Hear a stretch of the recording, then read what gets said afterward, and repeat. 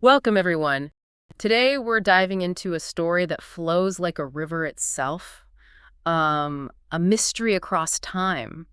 We're unraveling the story of the Nile. A river that didn't just carve valleys, it really carved history. Exactly. It's known as the world's longest river, but it's so much more, isn't it? It's like this thread weaving through ancient Egypt, crossing modern nations, fueling economies, sparking faith. And now, maybe facing its biggest challenge yet. It's really caught in a battle for survival. So, our mission today for you listening is to explore how this one river basically gave rise to an empire. And how its waters are still stirring up major political tensions today. And maybe most importantly, how things like climate change and, well, conflict are threatening this ancient lifeline. Right. Whether you're deep into history, just curious, or maybe studying, this journey down the Nile is definitely. Okay, so let's start right there at the heart of it. That famous quote, Egypt is the gift of the Nile. Herodotus, right? Around 450 BCE. That's one. It sounds poetic, almost simple, but saying an entire civilization sprung from just one river. Can you unpack that a bit? What made the Nile so uniquely powerful compared to, say, other big rivers? Well, Herodotus saw something fundamental. He saw this, harsh desert landscape transformed into one of the world's most advanced places. And it really was all down to this river. So not just water, but something else. It was the type of gift. The Nile brought this incredibly rich, black, fertile soil with its annual flood, especially around the delta and the floodplain. Ah, the Kemet soil they talked about. Exactly, Kemet, the black land. Contrasting with the Dishret, the red land of the desert, the soil wasn't just good, it was unbelievably productive. It basically made Egypt the grain basket of the ancient world. The grain basket. So feeding not just themselves, but others too. Oh, absolutely. Much of the Mediterranean relied on Egyptian grain. And this agricultural abundance, this predictability, that's what allowed for stability. And stability means civilization can flourish, build things. Precisely. Consistent food means you can support specialists, artisans, priests, rulers. It allows for complex societies, for the rise of the great dynasties. Think the Old Kingdom, building the pyramids around 2600 BCE. You can't do that if everyone's just struggling to find food.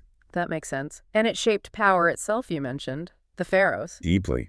The pharaohs were seen as divine, partly because they seemed to command the river through organizing irrigation, building canals, managing the floodwaters. So controlling the river was like maintaining cosmic order? Yes, maintaining Ma'at, the cosmic balance. Part of that divine duty was ensuring the Nile flood happened properly, reliably, feeding the people. If the Nile failed, the pharaoh's legitimacy could be questioned. Wow. So it wasn't just flowing through the land, it was flowing through their politics, their religion, their whole worldview. And where they lived, absolutely. The key cities, like Thebes, Memphis, later Alexandria, they all clung tightly to the Nile's banks. Makes sense, right? It was a source of life. Even major finds, like the Rosetta Stone. Found near the delta, yeah. This is just hard to overstate. No Nile, probably no pyramids, no complex pharaonic state, no papyrus records as we know them. It touched everything. And I remember something about it being their clock, almost, their calendar. It basically was. The ancient Egyptian calendar wasn't arbitrary months. It was built around the Nile cycle. 3 seasons. Okay, what were they? You had Aket, the inundation, when the fields were flooded. Then Purit, the emergence, when the waters receded and they planted. And finally Shemu, the harvest or dry season. Tied directly to the river's rhythm. Completely. Their new year even started when the star Sirius reappeared in the sky just before dawn, which happened right around the time the inundation began each year.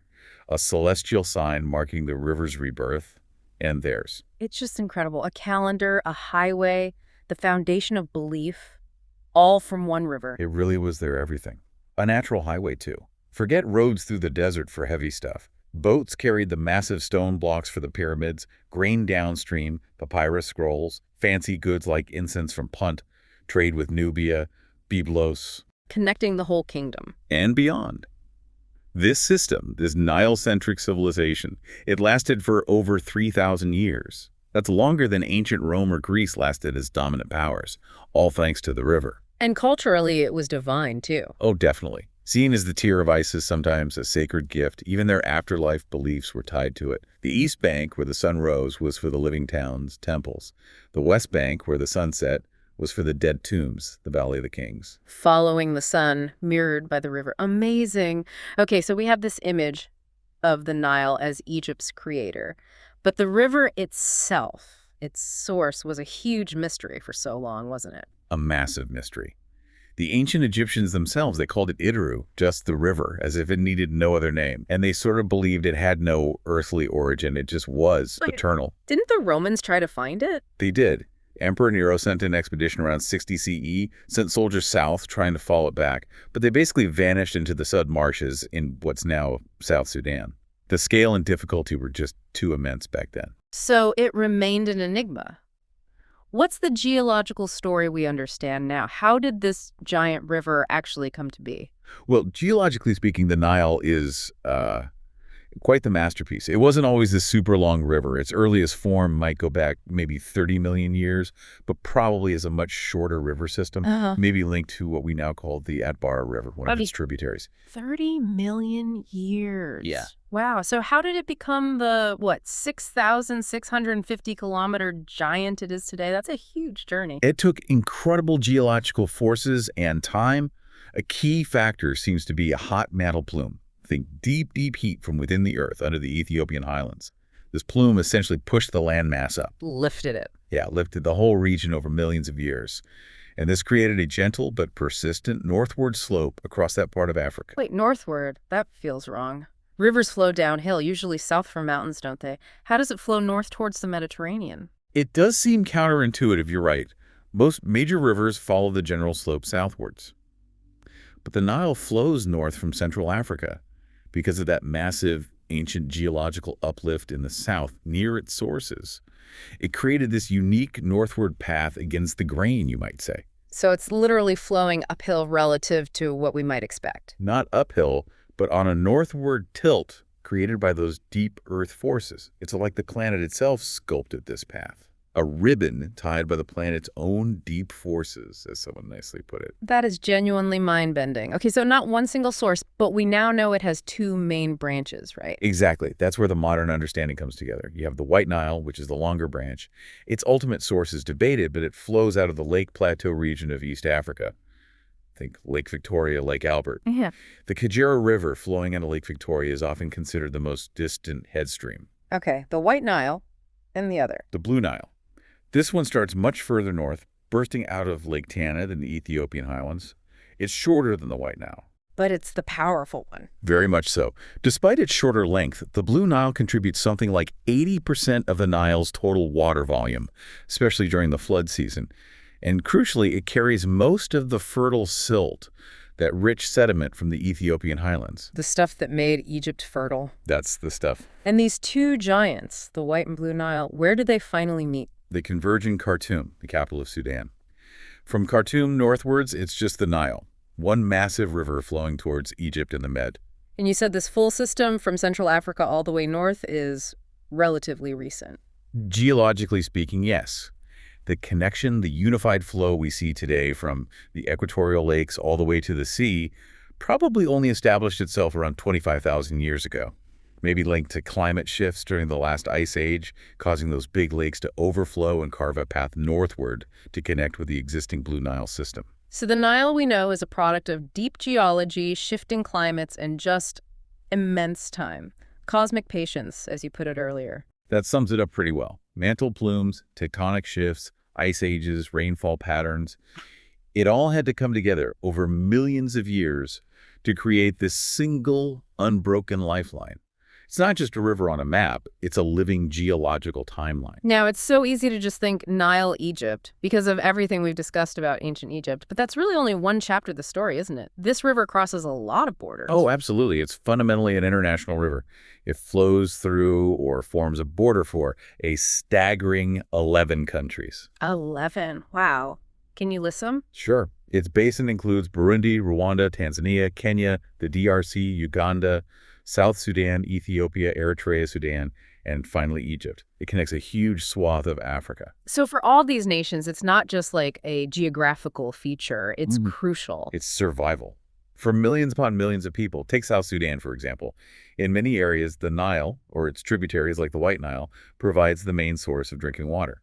It's also a vital transportation route, especially during rainy seasons when roads become impassable. Okay, what about Uganda? In Uganda, the White Nile flows through Lake Victoria and Lake Albert. It supports huge fisheries, crucial for food and income. It's harnessed for hydroelectric power at dams like Owen Falls and Buchagali. And of course, agriculture along its banks depends on it. And Sudan, where the two Niles meet. Sudan is critically dependent.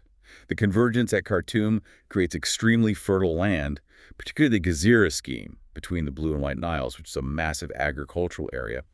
Even in a largely desert country, the Nile creates these vital ribbons of life. So dependency runs deep across the basin. But swinging back to Egypt, how does their reliance compare, given their history? Is it still unique? It is arguably the most extreme case of water dependency on Earth. Think about it. Right. Over 95% of Egypt's population, well over 100 million people now, live crammed into a narrow corridor along the Nile River and its delta. It's maybe 4% of the country's land area. 95%. Yeah. Without the Nile, there's basically no Cairo, no Alexandria as major cities, no large-scale agriculture. It's hard to even imagine modern Egypt existing without it. Its entire historical and modern identity is tied to that river. Okay, so you have 11 countries, many critically dependent, all relying on the single water source. That sounds like a recipe for tension. It certainly has become one, especially as populations grow, economies develop, and climate change adds pressure. The Nile is increasingly a focus of geopolitical maneuvering and, yes, disputes. And the big one right now is the dam Ethiopia is building, right? The GER. That's right, the Grand Ethiopian Renaissance Dam, or GERD. Ethiopia started building it back in 2011, located on the Blue Nile, fairly close to the Sudanese border. And the Blue Nile is the main water source. Exactly, contributing the vast majority of the water, especially the summer floodwaters that Egypt and Sudan historically relied on. For Ethiopia, the GERD is a huge deal, a project of national pride, essential for development. It's designed to generate over 6,000 megawatts of electricity. That's a massive amount. Transformative, potentially. Truly transformative for Ethiopia's energy needs and economic ambitions.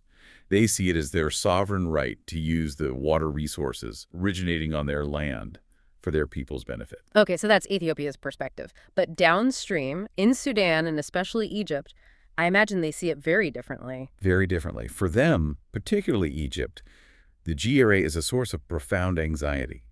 Egypt worries that the speed at which Ethiopia fills the dam's massive reservoir and how it operates at long term could drastically cut the flow of water reaching them. Affecting their agriculture, their water supply. Both. Egypt fears impacts on its farming, which relies heavily on Nile irrigation, potential harm to the Aswan High Dam's operation, and just general water scarcity for its huge population. Sudan has worries too, though its position is a bit more complex, seeing potential benefits like flood control, but also risks. And the power dynamics shift too, I suppose. Absolutely. It represents a major shift in hydropolitics in the region, with Ethiopia asserting itself as a key player controlling the tap, so to speak. Negotiations have been going on for years, mediated by the U.S., the African Union, others, but they've been incredibly tense, often deadlocked, without a final legally binding agreement on filling an operation that satisfies all three. So the river that, in ancient times, kind of unified the region under Egypt's influence, now it's a source of division between modern nations. In many ways, yes, it's become a fault line. But, and this is crucial, it also represents a massive, unavoidable opportunity for cooperation. How so? Because a shared resource, if managed collaboratively, could unlock huge benefits for everyone. Share data on flows, coordinated dam operations, joint investments in water conservation, development of regional power grids. The potential is enormous. But it requires trust and compromise. Which are in short supply right now. The fundamental challenge is shifting from a zero-sum mindset, your gain is my loss, to a positive-sum approach where cooperation makes everyone better off. Because the river itself doesn't care about borders, does it? Not at all. It just flows. It gives life. It connects ecosystems. Yeah. The nations have to choose. Do they fight over slicing up the river, or do they learn to flow with it together? That choice is becoming more urgent every year. It really sets the stage for the next part of our discussion. We've seen how the Nile created so much, how it sustains so many. But now, is this ancient lifeline genuinely in danger? Sadly, the answer seems to be a clear yes. The Nile is facing arguably its most serious crisis in its long history with human civilization. And it's not from mythical threats, but very modern pressures. What are the main things driving this crisis? Is it just the dam? The dam is a huge factor, a flashpoint, but it's part of a bigger picture. Hmm. There's a whole confluence of pressures. First, sheer overpopulation. The Nile Basin is home to over 300 million people now, and that number is projected to double, maybe by 2050. That's immense pressure on water demand for drinking, farming, industry. Doubling. Wow. Okay, what else? Second, pollution. As populations grow and industrialize, you get more untreated sewage flowing into the river, more industrial effluent, more agriculture runoff, pesticides, fertilizers. This is seriously degrading water quality in many stretches, especially downstream. It's literally choking the river in places. So less water, and the water that's there is dirtier. Exactly. Third, climate change. This is a huge one. We're seeing shifting rainfall patterns across East Africa. More variability, more frequent and intense droughts, particularly impacting the Ethiopian highlands, which feed the crucial Blue Nile. Plus, rising temperatures mean more evaporation. So the source itself is becoming less reliable. Potentially less reliable, or at least more erratic. And then fourth, as we've discussed, dam construction. Not just the GERD, though it's the biggest, but dozens of other dams, large and small, across the basin.